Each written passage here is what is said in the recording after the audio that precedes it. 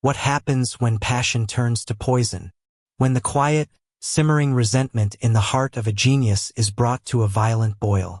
Behind the gleaming doors of our most celebrated establishments, ambitions clash and secrets are kept buried deeper than any root cellar. The story you are about to hear is one of them. It's a tale of culinary artistry and cold-blooded murder, of a community rocked by a crime they never saw coming. Before we lift the lid on this shocking story, if you enjoy tales of true crime and compelling narratives that explore the darkness that can lurk just beneath the surface, please take a moment to hit that subscribe button and ring the notification bell. You help our channel grow, and you won't miss a single story. Now, let's head into the kitchen, where our story begins. The Kitchen of Aura, a name whispered with reverence in the city's gastronomic circles, was a world unto itself.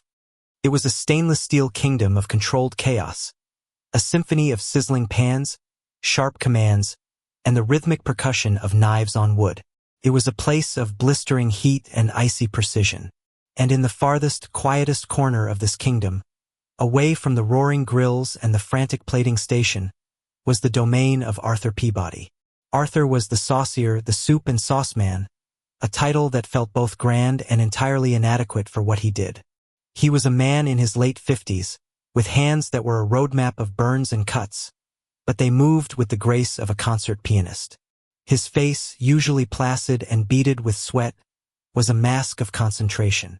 Arthur didn't just cook, he composed. His broths were sonatas, his bisques were ballads.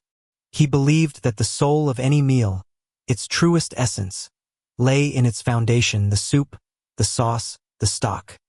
It was the truth of the dish, and everything else was just ornamentation. For 2 decades, Arthur had been the silent, beating heart of Aura's culinary success. He arrived before the sun, long before the prep cooks stumbled in, reeking of coffee and apathy. He was there to tend to his children, the colossal stockpots that were always simmering. One held a veal stock so dark and gelatinous it seemed to absorb the light. Another, a fish fumet so fragrant and delicate it smelled of a clean ocean breeze. These were not mere ingredients. They were living things, entities that he nurtured with a devotion that bordered on the religious.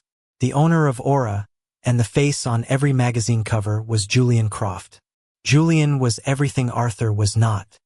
He was handsome in a way that seemed manufactured for television, with a smile that could disarm health inspectors and charm critics. He moved through his dining room like a maestro, his charisma the primary seasoning. He'd greet guests, his voice a smooth baritone, and speak of his kitchen's philosophy, of his commitment to local ingredients, of his vision. He would often gesture towards the kitchen doors and say, "That's where the magic happens," as if he were the magician, and not just the man who owned the hat. Julian knew food, but not in the way Arthur did. Julian knew what sold. He knew that calling a simple beet puree a terrestrial coulis allowed him to add another $20 to the price. He knew that a story about sourcing microgreens from a blind monk in a remote monastery, however fabricated, was worth its weight in gold. He was a conductor who couldn't read music but knew how to take a bow. The relationship between the two men was a long, unspoken arrangement. Arthur created, and Julian curated. Arthur toiled in anonymity, and Julian basked in the limelight. For years, this fragile symbiosis held. Arthur, a man of simple needs, craved only the purity of his craft. He found his satisfaction not in applause, but in the perfect clarity of a consommé, the silken texture of a veloute. He didn't need the world to know his name. He only needed the ingredients to speak for themselves. But something had begun to change. It started subtly. A new review that praised Julian's revolutionary approach to classic French sauces. A television interview where Julian, holding up a ladle of Arthur's signature lobster bisque, spoke of the long, sleepless nights he had spent perfecting the recipe.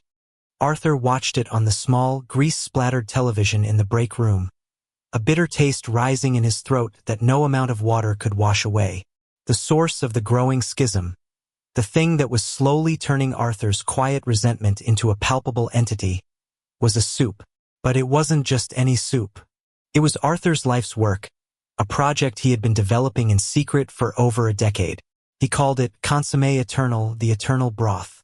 It was an insane, obsessive creation. It began with a base of dozens of roasted fowl and the finest beef shin, clarified not once, not twice, but 5 times, using a complex process of freezing and slow filtration that Arthur had invented himself. Each clarification added another layer of flavor, another dimension of purity.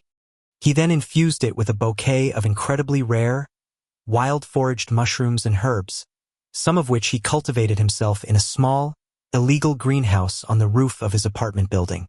The final product was a liquid that was almost supernatural.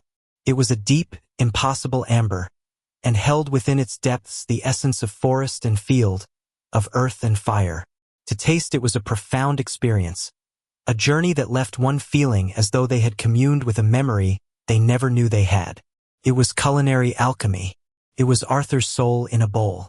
He had made the mistake of letting Julian taste it once, a few months prior. It was late, after the last table had paid and the kitchen was being scrubbed down. Arthur, in a rare moment of pride, had poured a small demitasse of the shimmering liquid for his boss. Julian had taken a sip. His eyes, usually dancing with practiced charm, had frozen. The performative mask dropped. For a single, unguarded moment, Arthur saw the raw, naked greed in his eyes. Julian looked at the cup, then at Arthur, and a slow, predatory smile spread across his face. "My God, Arthur," he had breathed, his voice a conspiratorial whisper. "This is it. This is the one. This will get us the 3rd star. This will make us legends." Arthur had felt a chill crawl up his spine. "It's not ready, Julian." "Personal. Nonsense." Julian had clapped him on the shoulder, a gesture that felt more like an act of possession than camaraderie. "Personal genius is meant to be shared. We'll put it on the menu. A new signature dish. We'll call it Croft's Golden Elixir." The words had struck Arthur like a physical blow. Croft's Golden Elixir. The sheer, unmitigated arrogance of it. The casual theft of a life's work, renamed and rebranded in a single, dismissive sentence. "No," Arthur had said, his voice quiet but firm. "It's not for sale." Julian's smile had vanished, replaced by a look of cold annoyance. "Don't be a fool, Arthur. Everything is for sale. You work in my kitchen. You use my equipment. You use my ingredients. By extension, your little hobby is my property. We'll discuss this later." He had turned and walked away, leaving Arthur standing alone in the sterile kitchen, the wonderful aroma of his consommé suddenly smelling of corruption. That night was the beginning of the end. The simmering pot of Arthur's deference had been turned up to high. In the weeks that followed, Julian's campaign of psychological warfare began. He started small. He would suggest alterations to Arthur's classic sauces, changes that threw them off balance, making them clumsy and loud. He'd criticize the seasoning of a stock in front of the younger cooks, a deliberate act of humiliation designed to undermine Arthur's quiet authority. Then he moved on to the Consommé Eternal. He began demanding daily tastings, treating Arthur not as a creator, but as a resource to be tapped. He brought in food photographers to take pictures of the broth, styling it in bowls with his restaurant's logo. He started dropping hints to food bloggers and critics about a revolutionary new creation that was coming soon, a dish that would redefine the very concept of soup. Arthur resisted. He began hiding the key ingredients, changing his clarification process, and working on the consommé only in the dead of night when he was completely alone. The kitchen, once his sanctuary, had become a battlefield. The stockpots, once his children, were now secrets to be guarded. He started having trouble sleeping. When he did, he had nightmares of Julian standing on a stage, holding a tureen of the Consommé Eternal to thunderous applause, while he, Arthur, was chained to a stove in the darkness. The community, of course, saw none of this. They saw only the continued success of Aura. They saw the glowing reviews, the celebrity patrons, the effortless charm of Julian Croft.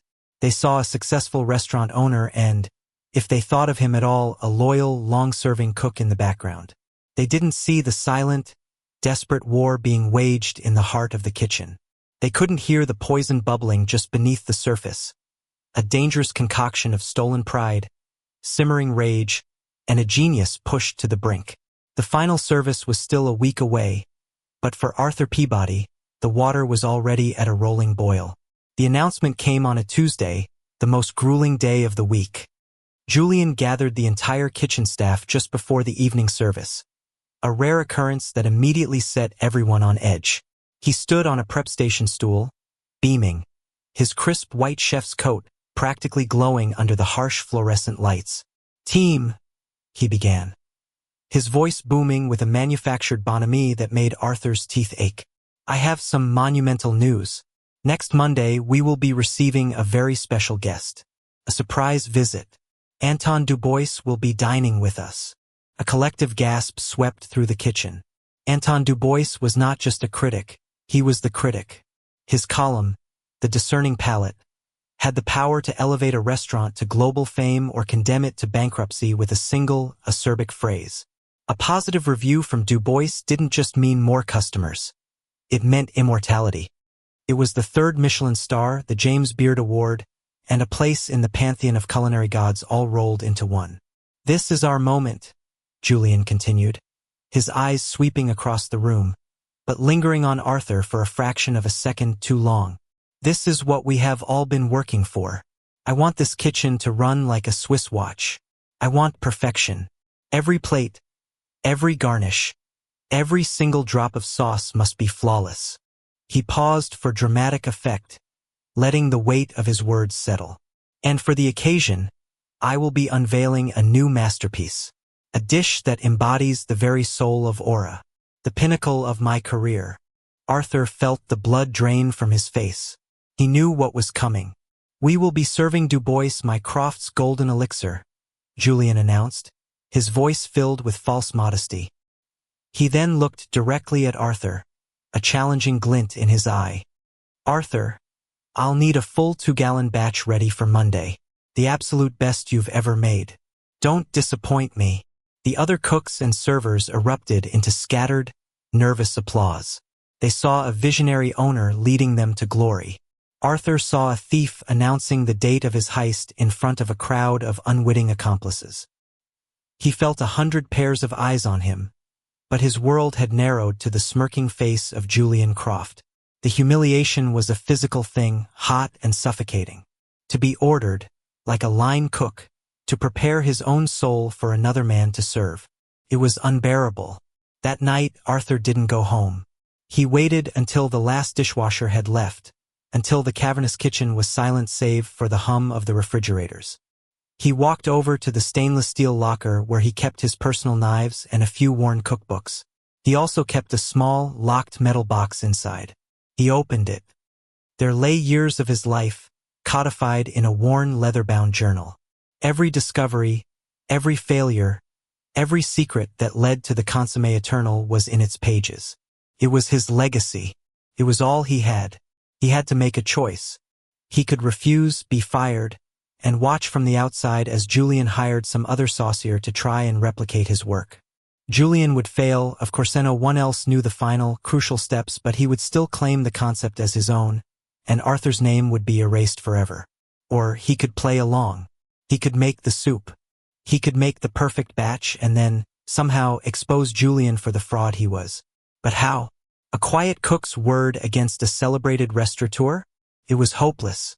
His decision was interrupted by the squeak of expensive loafers.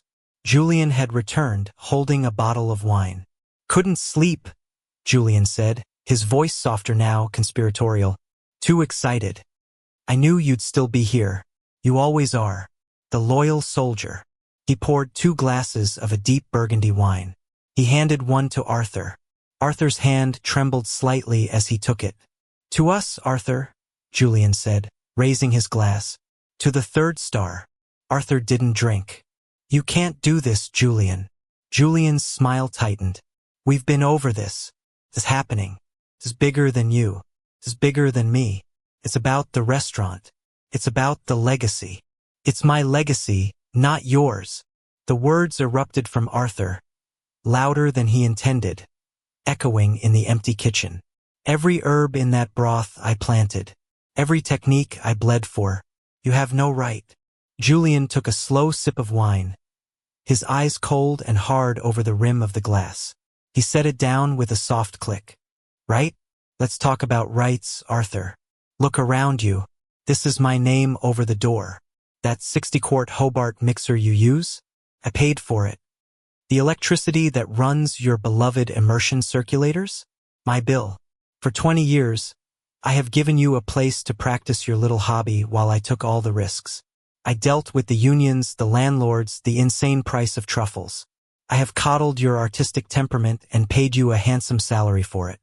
Everything you have ever created within these four walls is mine. You are a salaried employee, Arthur. You are a glorified pot stirrer. Now you will make me my soup. The cruelty of the words was breathtaking. A glorified pot stirrer. 2 decades of devotion, dismissed in an instant. Arthur felt a strange calm descend over him, the kind of stillness that precedes a hurricane. The simmering resentment had finally boiled over, scalding away every last ounce of loyalty and fear. All that was left was a pure, cold rage. I will not, Arthur said, his voice barely a whisper. Julian's face contorted in a sneer. He took a step closer, invading Arthur's personal space. You think you have a choice? I own you, old man. I was looking through your employment contract today. A little non-compete clause in there you've probably forgotten about. You leave here, you can't cook professionally in this city for 5 years. 5 years. You'll be making soup in a homeless shelter by then. Is that what you want? Or do you want to be here with me when we make history on Monday? Julian picked up Arthur's precious journal, which he'd left on the counter. He began to flip through the pages, his expression one of mock admiration. All these little secrets, all this hard work, it would be a shame for it all to go to waste. He stopped on a page, tapping it with his finger. Ah, the final infusion. Fascinating. So that's the trick. He looked up at Arthur, his eyes glinting with malice. You'll make the soup, and you'll write down a simplified, final recipe for me. A version the next guy can follow when you finally decide to retire. He was not just stealing the soup. He was stealing the future, erasing the past, and salting the earth of Arthur's entire life's purpose. Get out, Arthur whispered. I will, Julian said, placing the journal back down. I'll see you in the morning, bright and early. We have a lot of work to do. He turned and walked out, leaving Arthur alone once more in the vast, metallic silence. The rest of the week was a blur of misery. Arthur moved like an automaton, his body performing the familiar tasks while his mind raced. He began to prepare the base for the consomme eternal, his hands moving with their usual precision, but his heart was a leaden weight in his chest. The other cooks gave him a wide berth. They could feel the electric tension between him and Julian, a dark cloud that had settled over the entire kitchen. Julian, for his part, was a whirlwind of activity. He was on the phone constantly, bragging to suppliers, schmoozing with journalists, preparing for his victory. He would periodically stride into Arthur's corner, dip a spoon into the simmering stock, and nod approvingly, as if tasting his own handiwork. Each time he did it, Arthur felt a fresh wave of revulsion. On Friday, 2 days before the critics' arrival, Arthur discovered the final betrayal. He had gone to the walk-in freezer to retrieve a special cut of veal when he overheard 2 of the younger servers talking in hushed tones in the dry storage room. Can't believe he's actually selling the place, one of them said. Right after the review, too, said the other. Heard he's got a buyer from that big Dubai hotel group. The price goes up by 50% if Du Bois gives him the 3rd star. Croft is going to walk away with 8 figures. What about the staff? Heard the new owners are bringing in their own team. We're all out. Arthur froze, his hand on the freezer door. It all clicked into place. The review, the theft of his consommé. It wasn't about legacy. It was a cash grab. Julian was using his life's work as the final, fattening flourish on a hog he was about to sell for slaughter. He would take the money and vanish, leaving Arthur and everyone else unemployed, while some corporate chef from Dubai would be given a bastardized, written-down version of his soul to serve to tourists. He stumbled back into the kitchen, his heart hammering against his ribs. He looked at the giant pot of his consommé, the beautiful, complex liquid he had nurtured. It was no longer a work of art. It was a weapon being used against him, a tool for his own destruction. He worked late again that night, long after everyone was gone. But he wasn't refining the soup. He was in the dry storage, looking at the rows of spices and chemicals. He looked at the powerful industrial-grade cleaning agents. He looked at the boxes of miscellaneous supplies. His mind, which was usually filled with complex flavor pairings and delicate chemical reactions, was now working on a different kind of recipe. A final, terrible composition.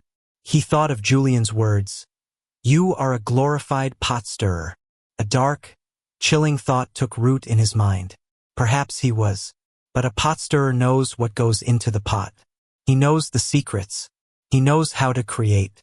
And he knows, if pushed too far, how to spoil the broth. Monday arrived not with a dawn, but with a shroud of gray, oppressive drizzle that mirrored the mood in Arthur's soul. He had not slept in 2 days. He had spent the weekend in the kitchen, a ghost haunting his own sanctuary, tending to the consommé eternal. He moved with a chilling, preternatural calm. His exhaustion burned away by a cold, steady flame of purpose. He had made his decision. The final batch of the consommé was magnificent, the most perfect he had ever created. It was an act of pure, defiant pride. If this was to be his last creation, it would be a masterpiece. The liquid was the color of a sunset trapped in amber, its aroma a complex symphony of earthy, savory, and ethereal notes. It was perfect, and it was ready. The kitchen was a hive of frantic, nervous energy. Every cook was on edge. Every sizzle of a pan sounded like a gunshot. Julian strode through the chaos, a field marshal on the eve of his greatest victory. He was wearing a brand-new, custom-tailored chef's coat, the name Julian Croft, embroidered in gold thread over the heart. He tasted everything, adjusted a seasoning here, critiqued a garnish there. When he came to Arthur's station, he dipped a silver spoon into the consommé. He closed his eyes as he tasted it. A genuine, unguarded expression of ecstasy crossed his face. Perfection, Arthur. Absolute perfection. You've outdone yourself. He clapped Arthur on the shoulder, the same gesture of possession from before. Our future is in this pot. Arthur simply nodded, his face an unreadable mask. It's ready when you are. At 8 p.m., Anton Dubois arrived. A ripple of panic and awe went through the dining room and back into the kitchen. The order ticket came in, clipped onto the silver rail. Table 7. 1 golden elixir. 1 seared scallop. 1 lamb rack. Fire table 7. The expediter yelled. It's time, Julian said, his voice trembling with excitement. He grabbed a pristine white tureen. Bring it here, Arthur. Let me serve the first bowl myself. It's only fitting. This was the moment Arthur had been waiting for. This was the precipice. Julian wanted to carry the tureen out himself, to present it to Dubois as his own creation. It was the final, symbolic act of theft. Of course, Julian, Arthur said, his voice unervingly calm. But let me ladle it. My hands are steadier. We can't risk a single drop. Julian hesitated, then nodded. Fine, but bring it to my pass. I'll take it from there. Arthur took the tureen and walked back to his station, his back to Julian and the rest of the kitchen. He held a small, polished silver ladle over the enormous pot of shimmering consommé. For a few seconds, he was shielded from view by the steam and the sheer bulk of the stockpot. His movements were swift, economical, and unseen. No one saw his other hand, shielded by a cloth, dip beneath his station. No one saw the tiny, clear glass vial, no bigger than his thumb. No one saw the almost invisible, odorless liquid that he expertly trickled down the inside of the ladle as he submerged it. He filled the ladle with the beautiful, perfect broth, the clear poison instantly dissolving within it. He then ladled that single, fatal serving into the white porcelain tureen. He topped it up with 3 more, pure, untainted ladles of broth. Only the first taste, the most important taste for a critic, would be the one he intended. He turned and walked the tureen to Julian's plating station at the pass. "Here you are," he said, his eyes meeting Julian's. "It smells divine," Julian said, beaming. He couldn't resist. He picked up a small tasting spoon, dipped it into the tureen for a tiny sip, to savor his moment of triumph before it went out. "For luck," he winked. Arthur's heart stopped. This wasn't part of the plan. He had intended for the poison to be for Dubois not to kill him, but to make him violently, immediately ill. The public humiliation, the scandal, a critic poisoned by the signature dish. It would have destroyed Julian more completely than any murder. Julian would be ruined, his restaurant closed, his deal dead. Arthur hadn't wanted to be a murderer. He had wanted to be an avenger. But Julian sipped the soup. "Magnificent," he breathed. He then picked up the tureen, ready to carry it out to the dining room. Arthur watched, paralyzed by horror. Julian took 2 steps and then stopped. A look of confusion crossed his face. He put a hand to his throat. The tureen wobbled in his grasp. "What?" he choked out, his eyes wide, locking on Arthur's. In that final, terrible moment, he knew. He understood. The tureen crashed to the floor, shattering on the white tiles, the golden liquid spreading like spilled blood. Julian clawed at his collar, his face turning a ghastly shade of purple. He made a horrible, gurgling sound and collapsed, convulsing violently on the floor of his kitchen. Pandemonium erupted. Screams echoed from the line cooks. A server rushed forward and then recoiled in horror. The entire symphony of the kitchen degenerated into a cacophony of pure panic. Arthur stood frozen amidst the chaos, a statue of regret, the silver ladle still hanging from his hand. He hadn't meant for this. He had miscalculated. He had tried to poison a man's reputation, and instead, he had murdered the man himself. The wail of sirens was the next sound he registered. The police and paramedics were brutally efficient. They cleared the kitchen, turning a place of culinary art into a sterile crime scene. Julian Croft was pronounced dead on the floor where he had fallen. The initial assumption was a sudden, catastrophic medical event. A heart attack. An aneurysm. The pressures of the job were immense, after all. Arthur, catatonic with shock, was questioned briefly along with everyone else. He was the quiet, loyal soup cook who had been with Julian for 20 years. No one looked at him twice. He was just part of the furniture. He mumbled his answers and they let him go home. But one detective, a sharp, observant woman named Isabella Rossi, noticed something. Amidst the shattered porcelain and the cooling puddle of spilled consommé, she saw the tasting spoon Julian had used. It was protocol to bag everything. Later, in the lab, the toxicology report came back. Julian Croft's system was flooded with a massive dose of a fast-acting, lethal poison derived from a rare type of mushroom. A poison that left almost no taste or color. The investigation snapped into focus. This was not a medical event. It was murder.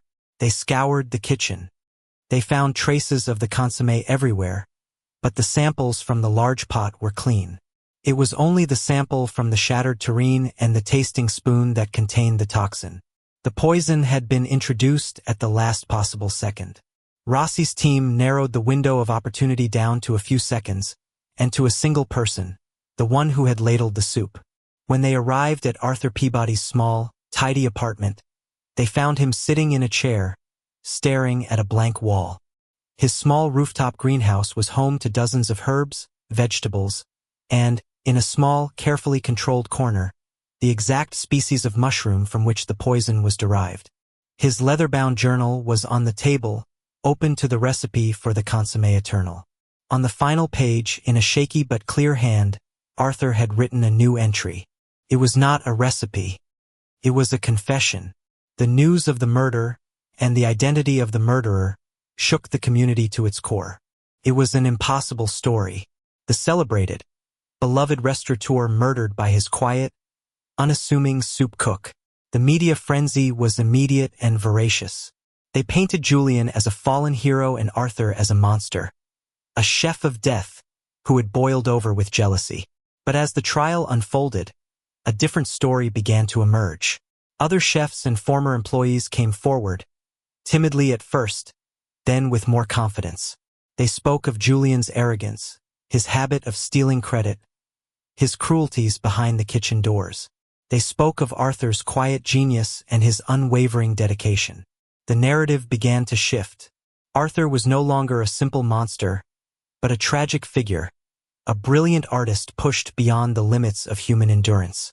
He was found guilty, of course. The evidence was irrefutable.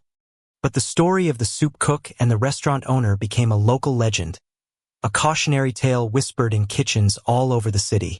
It was a story about pride, theft, and the terrifying heat of a kitchen pushed to its breaking point. Arthur Peabody lost his freedom, but in a strange, tragic way, he had finally taken back his story. The Consommé Eternal was never tasted again, but its legend was sealed, forever intertwined with the man who had created it and the man who had died for it. The soul of the dish, Arthur's soul, had finally been served.